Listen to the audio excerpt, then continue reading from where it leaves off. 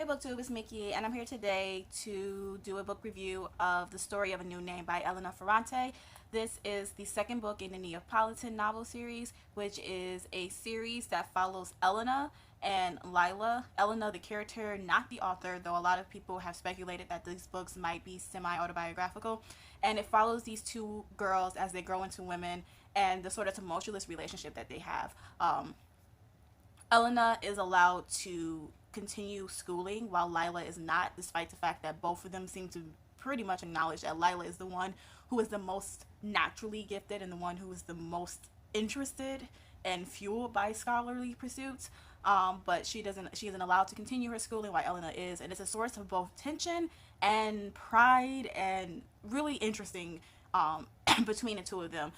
Lila often tries to live vicariously through Elena, which makes Elena feel big and important, and Elena is oftentimes pushed by Lila and by the competition that Lila presents. They also do provide each other with emotional support in a lot of ways, but they also can stab each other in the back too. It's a very interesting, complicated relationship, and I really like it.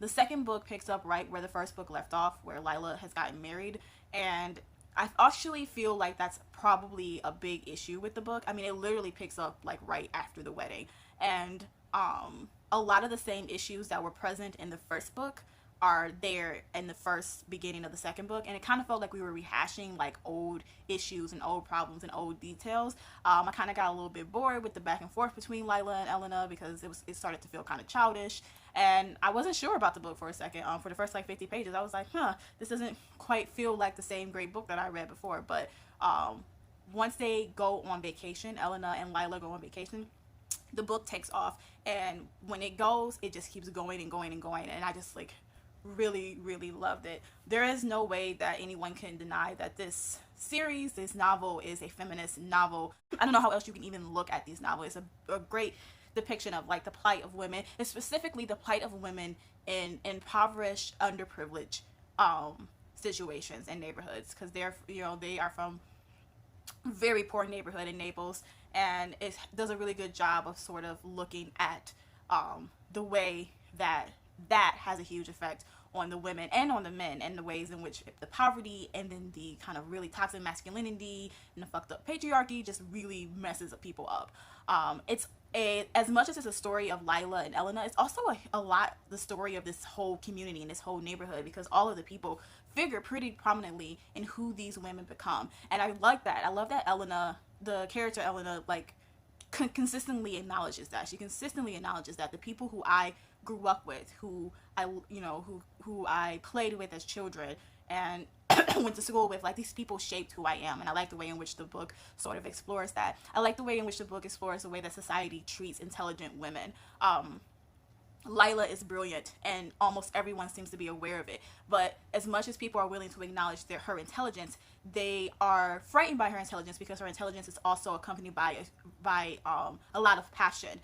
There's a character who talks to her a lot, and he says, like, I admire how intelligent you are, but he is frightened by how passionate she can be about the things that she believes. And it's really interesting because, of course, being passionate and emotional is often considered a very female trait, and the idea that would somehow dampen or your intelligence or make you appear less intelligent is super interesting to me, and I really like the way in which the book explored that. I love the way in which the book looked at the imposter syndrome and how that can affect people.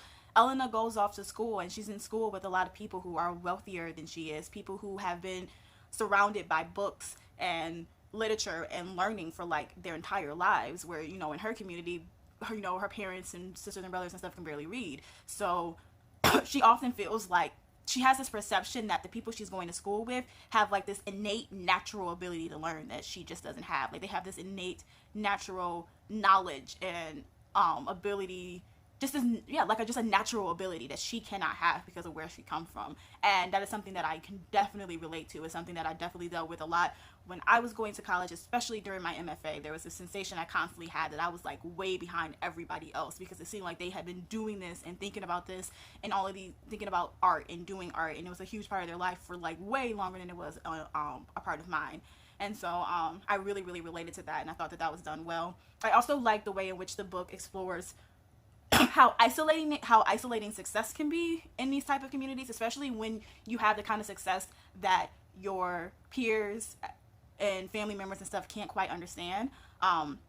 Elena has this really big accomplishment that she makes in the scholarly world, and no one in her family or her friends really understand the significance of it. And so she has this huge thing that has happened to her, but she can't celebrate it because no one really understands how big of a thing it is. And then because of that, it starts to feel like it isn't really that big of a deal. Maybe it isn't really that big of a deal. Maybe you really haven't done something that big. And I definitely have experienced that a lot. Like my grandmother, who I love deeply sometimes, but like I will tell her things that have happened. Like I have a theater, I'm a part of a theater company, and we have been doing really really great work in the community lately. And I'll tell her about it, and she'll just be like, "Oh, that's nice," and then that's pretty much all she can say. And I'm sitting here thinking like these are like really big monumental moments that are happening to us. Like we just won a community award, and like but she doesn't understand it. It doesn't really make sense to her, you know.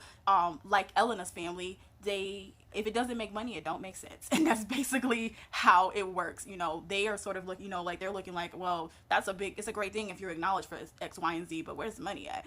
And just I thought that Ferrante really looked at that really beautifully and did a good job of really looking at how that is. I just really love how complex all the characters are in this book. No one is all good. No one is all bad. There are no right or wrong decisions. There's just decisions that get made, and we just gotta follow them and see what the end results are going to be.